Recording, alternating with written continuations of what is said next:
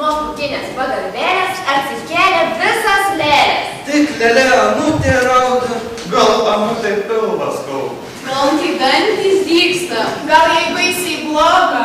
Gal Anutė šiaip sau dygsta. Gal su galva sloga. Pasakyk man, lėlė, kur tau skauda, ką tau kelia? Pasakyk mano lėlė, kur tau skauda, ką tau kelia. Bet Anelė nebegirdi, negeria kakavas. Tik rankutėm laiko širdį, mažą širdį savo. Šitąrt popinta tiek kartą, 2 kartus taisyta.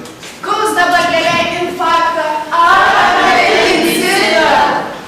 Lėlės jaudinasi kalba. Kvieskim greitąją pagalbą. Piktinasi lėlytė silva.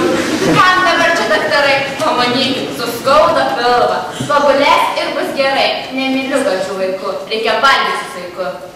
O lėlė Marcelė rauda trina kumštele akis. Kvieskim daktarai ir skauda, jis teisybę pasakys. Viską numetam iš šono,